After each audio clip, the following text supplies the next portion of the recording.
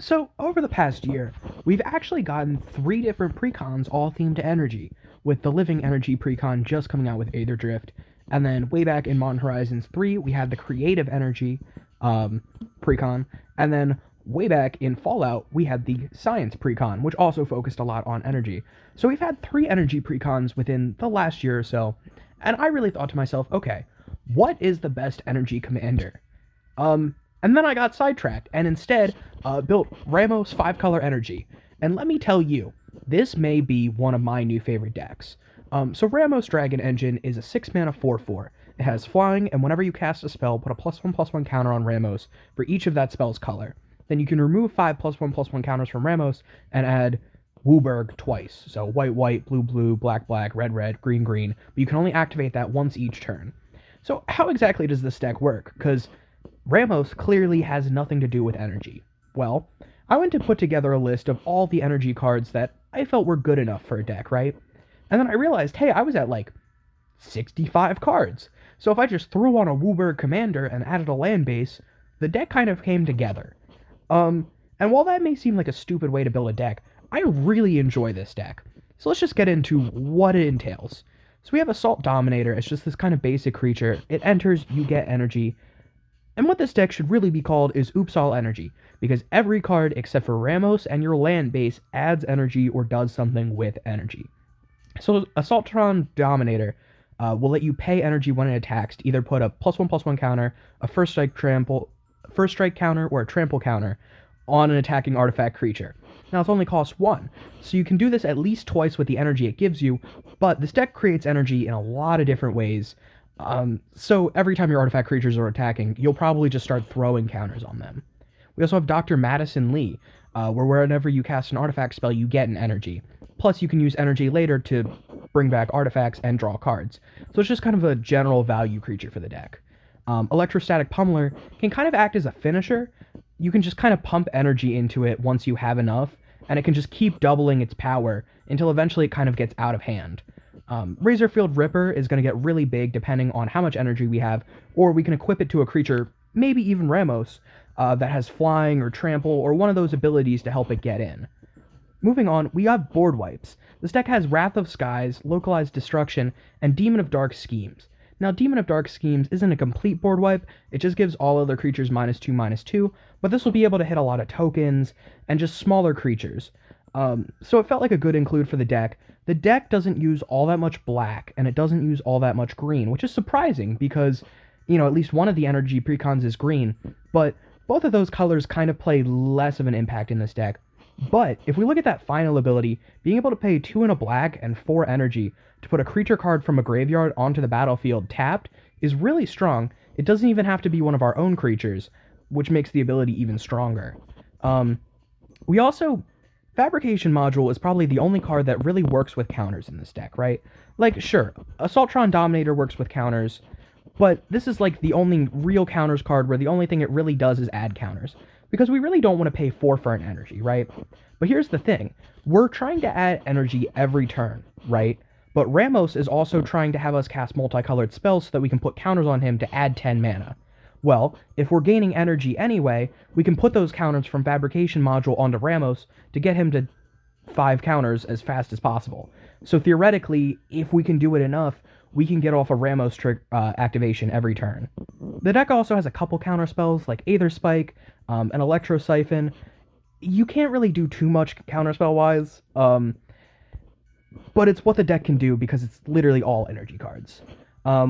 Going into draw, we have Tune the Narrative, which is just a nice 1-mana draw, and you get 2 energies. Era of Innovation, which whenever an artifact or artificer you control enters, you may pay 1, and if you do, you get 2 energies. So this is a way to add more energy, especially because there are a good number of artifacts and artificers in this deck. But we can also pay 6 and sacrifice this enchantment to draw 3 cards. So this can kind of help us get energy early in the game, and then we can sack it for 3 cards later in the game once we have enough energy. There's also Glint-Sleeve Siphoner, which when it enters or attacks we get an energy, and at the beginning of our upkeep we can pay 2 energy to draw a card and lose 1 life. So this kind of acts like a cheaper Phyrexian Arena, because there's a good chance we're going to have energy at the start of every turn. Roil Cartographer adds energy whenever a land enters, and we can tap it and pay 6 to draw 3 cards. If you notice, this deck can do a lot of burst card draw, where we're able to get like 3 cards off of Roil Cartographer, 3 cards off of Era of Innovation, and this will kind of continue later on in the deck. We also have some more consistent draw like Unstable Amulet, where when it enters you get 2 energy. Whenever you cast a spell from anywhere other than your hand, it deals 1 damage to each opponent, but each turn we can tap it to pay 2 and exile the top card of our library and play it until we exile another card with Unstable Amulet. So Unstable Amulet can kind of act as a draw every turn that we have 2 energy to spare.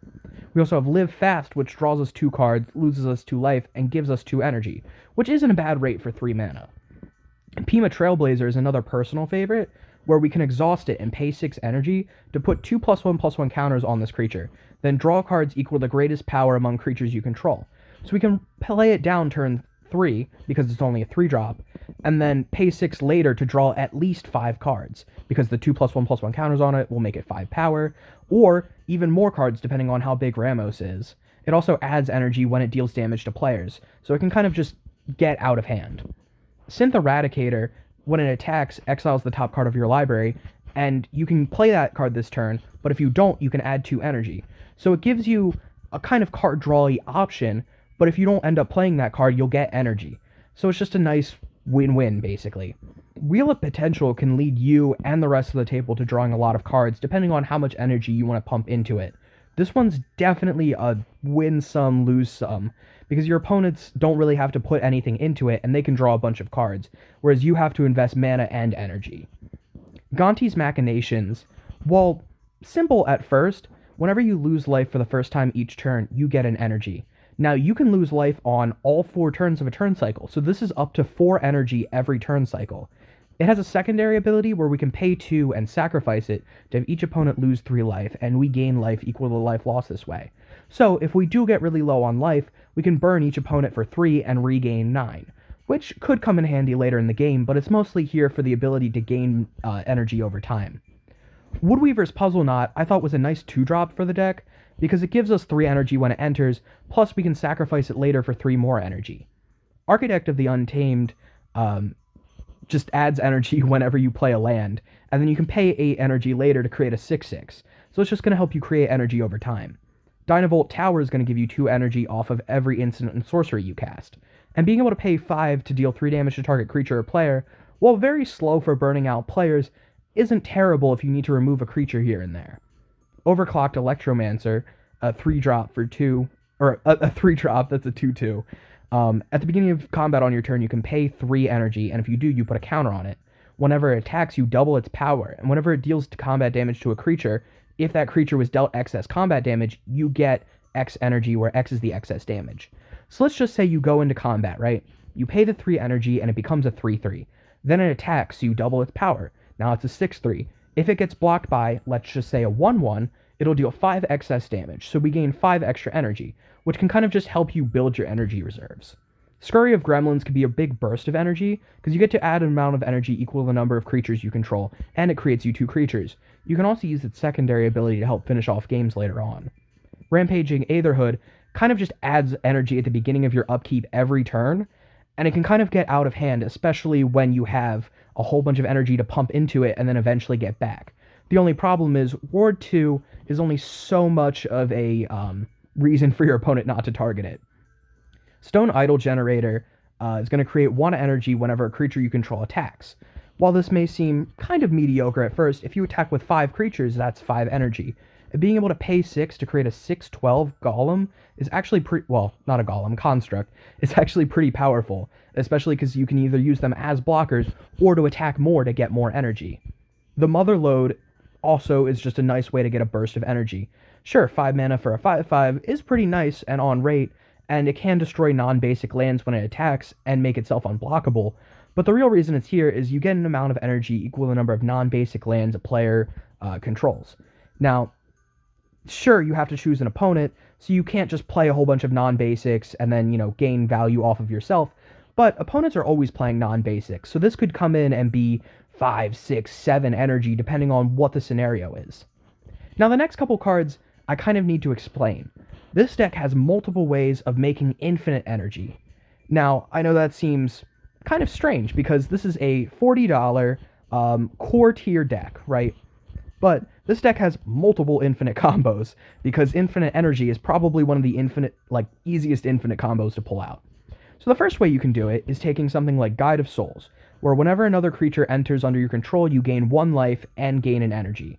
Now, we have other cards like Decoction Module, where whenever a creature enters, we gain 1 energy. We have Izzet Generatorium, where if you would gain 1 or more energy, you gain that many plus 1. And we have Aether Storm Rock, which also has a similar ability where when a creature enters, you gain 1 energy. So, what do we do with this? Well, we can either have Automated Assembly Line, where we can pay 3 to create a tapped 3/3 colorless robot artifact creature token. Now, that seems decent as is, but if that token enters and we have at least 3 ways to create energy, like let's say we have a Guide of Souls, and a Decoration Module, and an Izzet Generatorium. Now we add 3 energy when it enters, which we can then use to create another tapped robot, which will then add 3 energy when it enters, and we can do that infinitely to gain infinite life, possibly infinite energy, or at least just infinite robots. One of the other ways to do it is using Aethergeode Miner, where you can pay 2 and exile Aethergeode Miner, then return it to the battlefield under its owner's control. So if we gain 2 energy when it enters, we can just activate its ability again and do that infinite times. And as long as one of them is a Guide of Souls, we'll also gain 1 life each time, so this can lead to infinite life. If you notice, there are other cards in this category, like Aurora Shifter, which at the beginning of combat on your turn you can pay 2 and have it become a copy of another target creature you control, except it has that ability, and the ability, whenever this creature deals combat damage to a player, you get that many energy. While that's solid as is, one of the best things you can do is turning it into Guide of Souls, so that you'll have 2 Guide of Souls, which can kind of just make Aethergeode Miner go off and infinitely combo. We also have Rex Cyberhound, because if any of the combo pieces are in your graveyard, you can exile them with Rex to gain their activated abilities. While activated abilities only works for certain combo pieces, it can still be super strong. Notably, Automated Assembly Line's activated ability and Aethergeode Miner's activated abilities are what make the combos work, so being able to copy them can be super powerful. We also have cards like Whirler Virtuoso, which does a similar thing to the Factory, where we can pay 3 energy and create a tapped colorless robot with the Factory.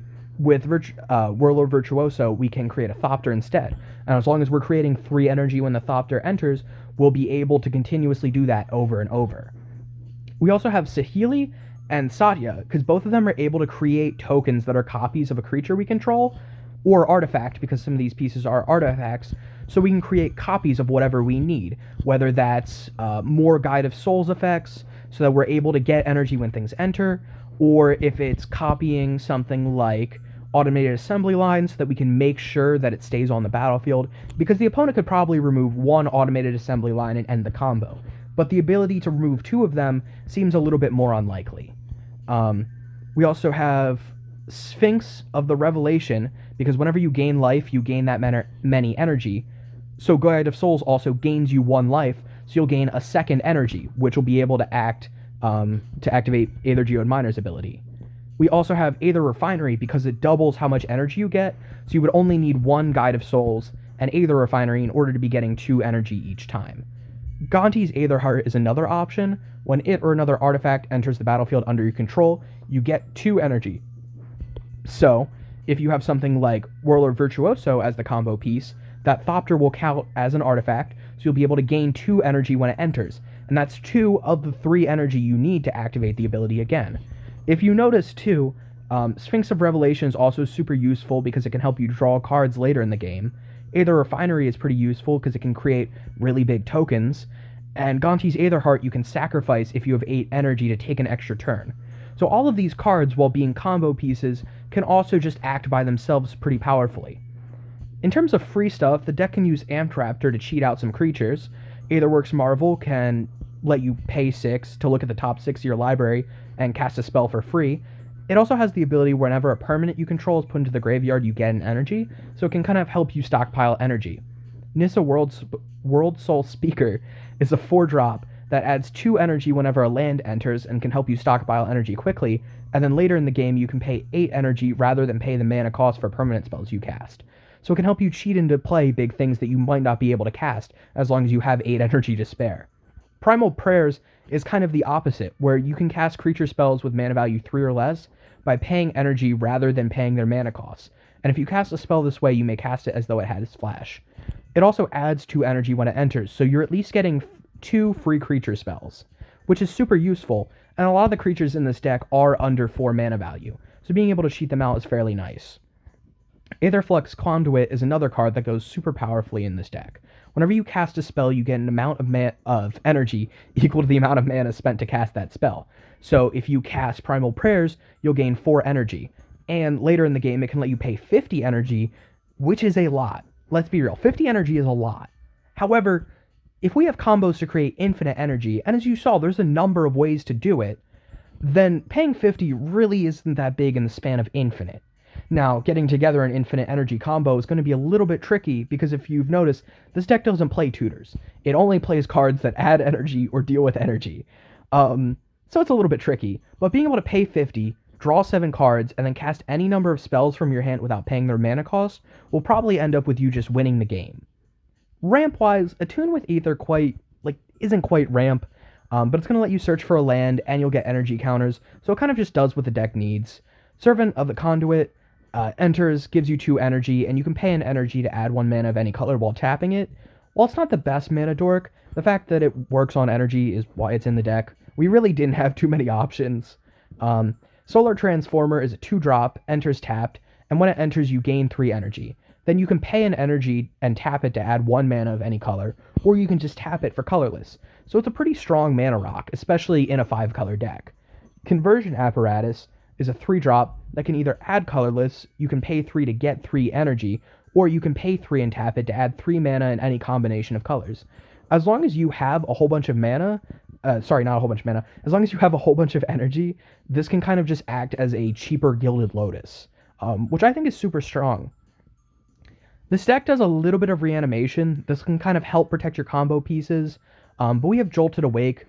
Again, it adds energy, that's why it's here, but you can also cycle it, which is fairly nice. And Chthonian Nightmare, which there's probably a way to do an infinite combo with this deck, or with this card. I just don't know how to do it.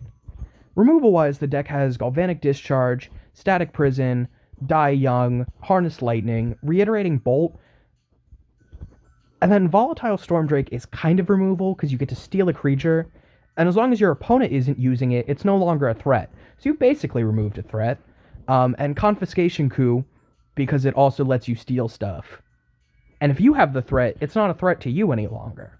So it's basically removal. Also Blaster Hulk. This card can cost a lot less, depending on how much energy you've paid or lost this turn. And when it attacks, you can pay 2 energy. Then you may pay...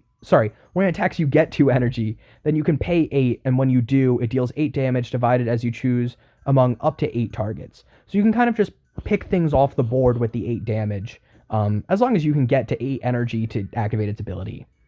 Win-con-wise, the deck's a little shaky, okay?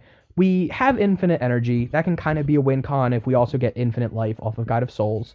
But Brotherhood Scribe is going to tap for energy, which is nice for the deck, but whenever you get 1 or more energy during your turn, creatures you control get +1/+1 until end of turn, which is just an option to bump up your board if you're able to add a whole bunch of energy on 1 turn. We also have Emissary of Soulfire, where when it enters we gain 3 energy, but we can pay 2 and put an Exalted counter on target creature you control, which you can only activate as a sorcery. But if you put, let's just say, 1,000,000 Exalted counters on target creature because you have infinite mana, or infinite energy, then you can just swing in with 1 creature and it'll get +1/+1 for each of those Exalted counters. So you'll be able to swing in with a really powerful attack. We also have Aether Revolt, where whenever you get 1 or more energy, Aether Revolt deals that much damage to any target, so you can kind of just burn your opponents out with it, especially if you have ways to gain a lot of energy at once, or even infinite energy. Land-wise, we have like Aether Hub, Command Tower, Evolving Wilds, Exotic Orchard, Forest, Gemstone Mines, HELIOS One, because it adds energy, Islands, Mountains, Plains, Spire of Industry, because this deck does a fair bit of artifact shenanigans, Swamps, Tendo Ice Bridge, Terramorphic Expanse, Vivid Crag, Vivid Creek, Vivid Meadow, Rush of Inspiration, because it's an NDFC that draws you cards, which is good. It's a land on the back in blue and red, which are basically this deck's primary colors. And then you can choose not to discard a card if you have energy, so it's here. Suppression Ray, Similar, but this is also kind of a win con. You can tap all creatures target player controls, and then you can pay X energy. Then choose up to X of those creatures tap this way and put a stun counter on each of them. So this can kind of like really take your opponent's creatures out of the game for 2 turns, which is super strong and kind of just lets you swing in for free. And it's a land on the back, which is really nice. How does this deck run, I hear you ask? Very strangely. Let me just be honest with you. I think we have to keep this hand because we need the lands. So we have blue and green. I think we Terramorphic Expanse, search for a mountain. Well, see, I always forget to draw for turn because, I don't know, it just feels like the game should automatically draw for turn 1 or whatever, but whatever. So the mountain goes onto the battlefield tapped, and we pass. We play an island, and then we pass. And then on turn 3, we're going to play a Rush of Inspiration, draw 2 cards, discard 1. I think we get rid of HELIOS One here, and we pass. As you can see, it feels a little shaky. Let me be real with you. The deck feels a little shaky sometimes, but I really like it. I'm going to be honest. I like that I didn't put the infinite combo in. I just added a bunch of cards that added energy, and the infinite energy combo just kind of happened. This I think we keep as well. And I may be stupid for that. I may be really stupid for keeping this. No, we don't keep that. Who am I kidding? I'm not that stupid. This I think we have to keep. I think we go draw for turn. We Vivid Meadows tapped, pass. Mountain for turn. And then at this point, we can do a couple things here. If we need removal, we can static prison something. If there's a certain color we want, I think we would probably just use a counter and attune with Aether to search for probably an island, move it to hand, and then shuffle. And now Vivid Meadow is down to 1 counter on it. We'll play the island for turn. I think we might actually play Synth Eradicator so we can start getting energy and drawing cards and all that. It has haste, so we'll swing in. We get to exile the top card of our library. We're not going to cast it this turn, so we go up to 2 energy and it stays in exile. Then we move to our next turn. We can play a Swamp for turn. I think we play Izzet Generatorium so we can get the extra energy. If we need to remove something, we'd probably die young at this turn. Go to combat. Synth Eradicator will swing in. We'll exile the top card. We're not going to play it, so we gain 2 energy plus an additional one from Izzet Generatorium. So we're up at 5 energy. Plus whatever we didn't use from Die Young, I guess. So we could be more, we could be less. Move to turn 5. We will play a Mountain for turn. Static Prison could remove something if necessary. Some part of me feels like we just want to run out Era of Innovation. We want to swing with Synth Eradicator, exile the top card. We don't play it. We add 3 energy, and then we spend the 3 energy, along with the 3 from last turn, to pay 6, sacrifice this, draw 3 cards, and then Vivid Meadow for green. Architect of the Untamed. So now we add energy whenever we play a land. We move to turn 6. We're not really getting any of the infinite combo pieces together, but that's fine. We gain 1 energy off of Aether Hub, so we would gain 2 because of Izzet Generatorium, plus an extra 1 from Architect of the Untamed, so we get an extra 1 from Izzet Generatorium, so we go up by 4 energy by doing that. And then I think we play Ramos. I think that's the turn 6. Move to combat, swing with Synth Eradicator.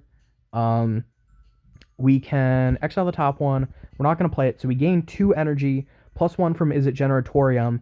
And then I think if we wanted to, we could pump energy into Architect of the Untamed to create a 6/6 beast, and then we can tap Izzet Generatorium to draw a card. Now at this point, we move to turn 7. And this deck is, let's just be real, this deck's a little slow. I think we would run out Whirler Virtuoso. So that'll be 2 counters on Ramos. And then we Aether Hub for green, and then tap the rest of our stuff for a Rampaging Aether Hood. So that'll be another counter on Ramos. So Ramos is at 3 counters. And then we've gained energy from playing a land for turn, and then we gained an extra energy from playing, and we would gain 3 energy when Whirler Virtuoso enters. So we would gain 4 because of Izzet Generatorium. So I mean, at this point we can kind of just start swinging. I mean, we can spend rampage or energy on rampaging Aetherhood next upkeep and just pump it up as big as we can, and start swinging in. I mean, we're going to be able to get Ramos to 5 counters by the end of next turn. So I think move to turn 8. We, play the land for turns. We gain energy. I think we spend energy to tap Izzet Generatorium, or to create a beast, to tap Izzet Generatorium to draw a card. Spend 1 on Static Prison, so Ramos goes up to 4 counters. Move to combat, swing with Synth Eradicator, exile a top card. Not going to play it this turn. I guess Ramos isn't hitting up to 5 counters this turn. But either way, we have mana, so we could run out Conversion Apparatus. We have something removed with Static Prison. I don't know. The deck doesn't quite play how you would hope, right? It's not like the combo... Well, actually, no, we just got the combo in hand. Never mind. Terramorphic Expanse, crack it for a white source. You get a plains. We move it to hand. We shuffle. Sorry, don't move it to hand. You move to the battlefield tapped. Jesus. They're handing it to us here. We Evolving Wilds. We search... There it is. There's the plains that we were about to search for. We shuffle. We move to turn 3. We play a forest. We play a... I think we play Aethergeode Miner just to get it out. Move to turn 4. We play an island for turn. We run out Aetherstorm Rock. We go to turn 5. We have a Guide of Souls, and then we play an Aurora Shifter, so we gain 1 off of the Guide of Souls. Then we move to combat. We're going to pay 2 energy so that Aurora Shifter becomes a copy of Guide of Souls. Now, at this point, we move to main phase 2. We pay 2, exile Aethergeode Miner, return it to the battlefield. When it enters, Aurora Shifter is a copy of Guide of Souls, so we add 3 energy, gain 2 life, because Aetherstorm Rock also adds energy. So now we're up 3 energy. We can spend 2 of that 3 to exile Aethergeode Miner, have him come back, and we do that infinite times. We're gaining 1 energy every time we do it. We're gaining 2 life every time we do this. So now we're at infinite energy, infinite life. And I mean, really, from this point, do whatever the fuck you want. I mean, you can go next turn, play Scurry of Gremlins, pump infinite energy into Scurry of Gremlins so that your creatures get +1/+0 and haste infinite times. So they're infinitely large, and then they just all swing in and win. And that's how the deck theoretically wants to play. Now, is this a little bit goofy? Yeah. I think the idea of making every card in the deck except for the lands produce energy, and even some of the lands produce energy, I think it's kind of wacky. I think it's kind of fun. And I think this deck is really enjoyable. Now, am I going to say it's stronger than any of the energy precons? Probably not. Let's be real here. Precons aren't great, but this is probably worse. I think energy should probably stick to 3 colors. I think red, white, blue is probably the best colors for energy, because while green gives you some really strong options, if you notice in the infinite energy section, there is a single, count that 1, that requires green. And I think energy is probably played to its strongest when you can have infinite energy, and you can just throw your energy into whatever you want. That being said, this has been MTG Man. Build a deck that you want to build. You know, you got to get out there. You got to play whatever the weirdest, craziest thing you think you can play is. And while this isn't the weirdest, craziest, I think it's funny. I think it's gimmicky, and I think there's a place for that in the format. Especially now that we have, the new bracket system where I can just say this deck's a 2. Apparently. Sure, it has an infinite combo, but it says it's a 2, so I'm going to take its word for it. And I would love for this to be my 2. This can be my 2 deck. When somebody says play a 2, this is probably what I'll play. And let me be real here. I think I'm putting this deck together because it's $40, right? I think this is a fun deck for $40. I think this is something you can show up to an event and just kind of have fun with. You know, have fun at Friday Night Magic, whatever. Anywho, this has been MTG, man. Thank you for 100 subscribers. That's like crazy to me. We were stuck at 90 for a while, but like even then 90 was crazy to me. The fact that, 90 people consider my opinion good enough to listen to it and whatever. I really appreciate each and every one of you. And let me know what you're looking for, what your favorite thing on the channel was, is what I can do more of. Let me know that. Let me know, did you guys prefer when I used, not Mana Box. I've been using Mana Box. When I use other deck builders, do you prefer seeing the view in other deck builders? Just let me know in the comments, all that. And I'll see you later. Peace.